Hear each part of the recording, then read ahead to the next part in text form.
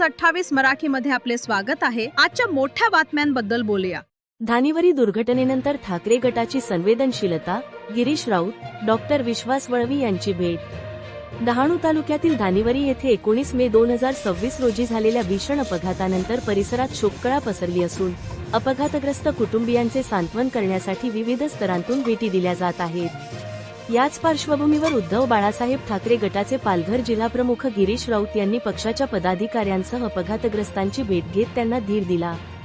गिरीश राऊत यांनी सर्वप्रथम वेदांत हॉस्पिटल येथे जाऊन उपचार घेत असलेल्या जखमी रुग्णांची विचारपूस केली। यावेळी पक्षाचे कार्यकर्ते डॉक्टर विश्वास वळवी यांच्यासह अनेक शिवसैनिक उपस्थित होते।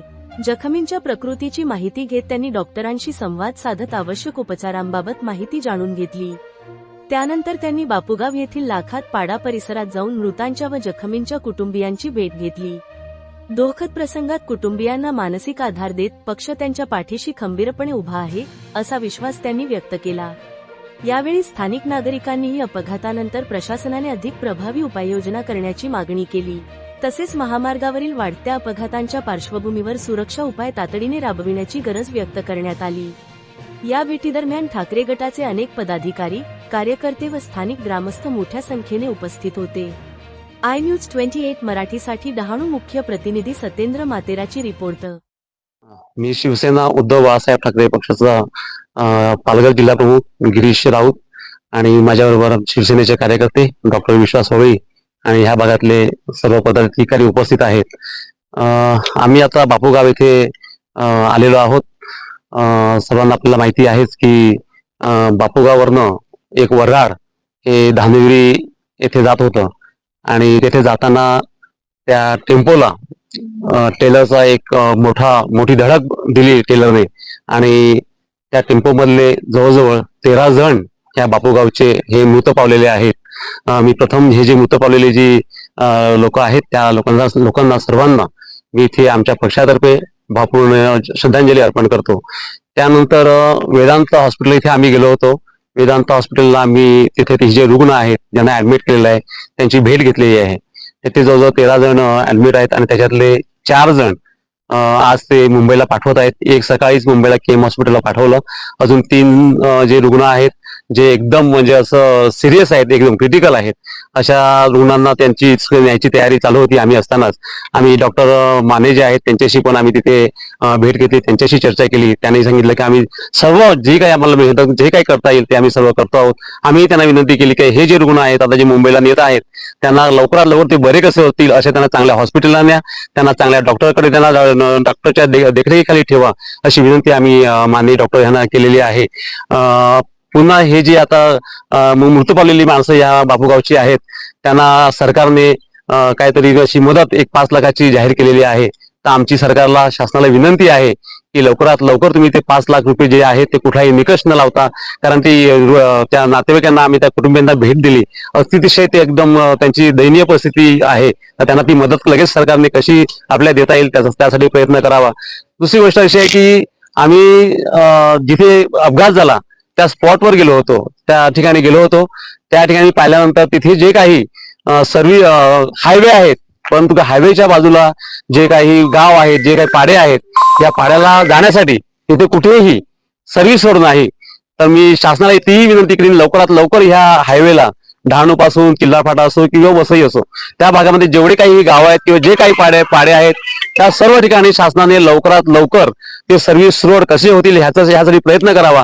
अन्यथा आम्हाला शिवसेना उद्धव बाळासाहेब ठाकरे पक्षातर्फे तिथे आंदोलन करणं भाग पडेल आणि त्यासाठी आम्ही आंदोलन करणार, कारण त्या ठिकाणी अनेक पाड्यातून वगैरे लोक येतात आणि अशा अनेक त्या ठिकाणच्या आम्ही काही लोकांना विचारलं तर त्या लोकांनी सांगितलं आम्हाला की तिथे असे अनेक अपघात या भागात घडतात, परंतु हे जे शासन आहे किंवा ते हायवेचे काही जे कॉन्ट्रॅक्टर्स वगैरे आहेत ते कोणीही तिथे लक्ष देत नाही।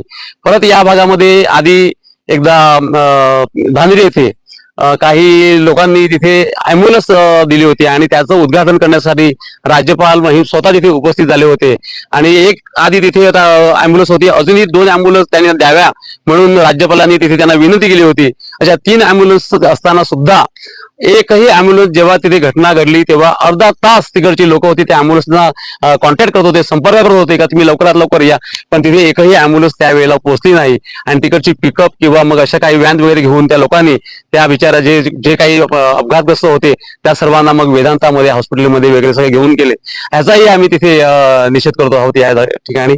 आणि पुन्हा एकदा विनंती करतो की जे मृत आहेत त्यांचे जे नातेवाईक आहेत, कुटुंबीय आहेत, त्यांना लवकरात लवकर शासनाने जाहीर केलेली मदत द्यावी आणि त्यांना त्या मृत जे आहेत त्यांना आम्ही पुन्हा एकदा येथे श्रद्धांजली अर्पण करतो.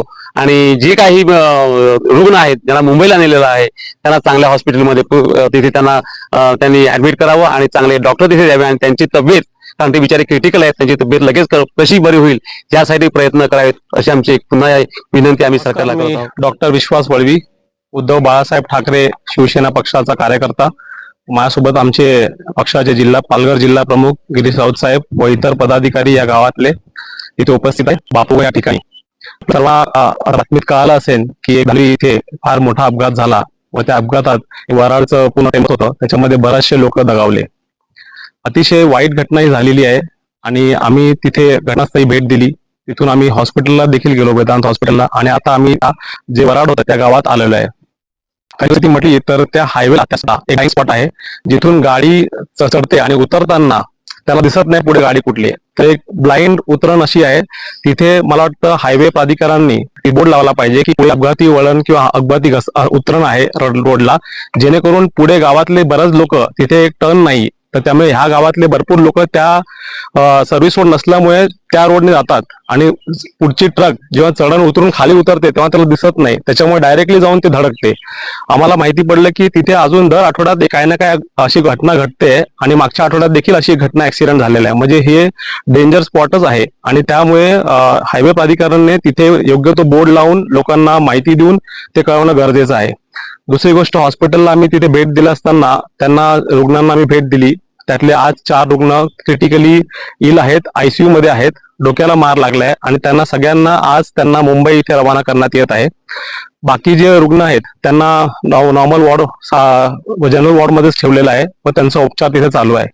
आम्ही जेव्हा इथे गावात भेट दिली तेव्हा बरेचसे लोक जे त्या टेम्पोमध्ये होते, वराडच्या टेम्पोमध्ये, त्याच्यात बऱ्याच लोकांना मुक्का मार किंवा असा शॉक बसलेला आहे. आणि ते लोक एवढे, आता त्यातले काही लहान मुलं, पण आम्ही एका घरात गेलो त्यांच्या घरातले नातेवाईक वारलेत, पण ते लहान मुलांना सांगता येत नाही कारण ते शॉक मध्ये आहे.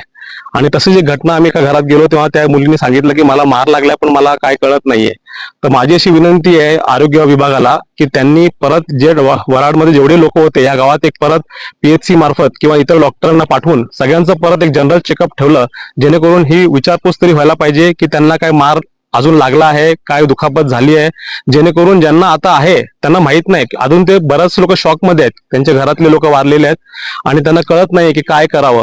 त्याच्यामुळे त्यांना थोडंसं काउन्सिलिंग, एक सायकॅट्रिक काउन्सिलिंग पण त्यांना देणं गरजेचं आहे ह्या गावामध्ये येऊन, आणि बाकी विचारपूस पण करणं गरजेचं आहे, जेणेकरून पूर्ण ह्या गावातले लोक ज्यांना अजून काय मुक्का मार लागला असेल ते जर ह्या आरोग्यापासून दूर आहेत त्यांना कव्हर करता येईल. शासनाने जी त्यांना मदत जाहीर केली आहे, माझी विनंती असेल शासनाला की त्यांनी ती लोकांना ह्यांना मिळवून द्यावी व अजून ह्या गावामध्ये एवढे म्हणजे गरीब घरातले लोक आहेत त्यांना जे मृत पावले त्यांना त्यांचं जे शासन मदत करेन ते भेटेन. पण त्याच्या व्यतिरिक्त आता जे आरोग्यासाठी जी धावपळ आहे, जे औषध घेणं आहे, जे काय त्यांचं आहे त्यासाठी शासनाने देखील मदत पुरवावी. त्याला त्याचं बजेटचं पैसे नाही म्हणून शासनाचं उत्तर देऊन त्याला हे बगल मारण्यात येते. अशाच घटनांसाठी ते ट्रॉमा केअर सेंटर फार महत्वाचं आहे. हायवाला अशा बऱ्याचशा घटना झालेल्या आहेत. आज ह्या गावातले लोक दगावलेले आहेत, मोठे मोठे उद्योगपती दगावलेत, तरी देखील ह्या पालघर जिल्ह्याला ते लक्षात येत नाही. पालकमंत्र्यांना माझं विनंती असेल की त्यांनी लक्ष देऊन निधी उपलब्ध करून लवकरात लवकर हा ट्रॉमा केअर सेंटर पालघर शहरातला हायवेतला लोक कंप्लीट केला पाहिजे. आता मध्यंतरी त्यांनी अशी बातमी आली होती की मनोरचा ग्रामीण रुग्णालयालाच हे कन्वर्ट करतायत ह्या ट्रॉमा केअर सेंटरला. मनोर रुग्णालय अपुर आहे, 15-20 स्टाफ आहे तिथे, त्यांना तिथेच डॉक्टर नाहीत, तर एवढा मोठा हॉस्पिटल ते कसं चालू ठेवणार. व तिथे सुपर स्पेशालिटी हॉस्पिटल, आज जसं ह्या घटनेमध्ये 4 लोकांना डोक्याला मार लागले, त्यामुळे इथे न्यूरोलॉजिस्ट किंवा न्यूरोसर्जन नाहीये, त्याच्यामुळे त्यांना मुंबई पाठवण्यात येते. जर ही सेवा इथेच पालघरला उपलब्ध झाली असती तर ह्या पेशंट लोकांना वेळेवर आज ट्रीटमेंट दिलं असतं आणि त्यांना काही लोकांचा जीव वाचवता आला असता. तर माझी हीच विनंती आहे की आरोग्याचा जो समस्या ह्या पालघर पूर्ण जिल्ह्यामध्ये आहे त्याला लवकरात लवकर शासनाने लक्षात घेऊन आता ते लक्षात घेऊन ते पूर्ण करावं.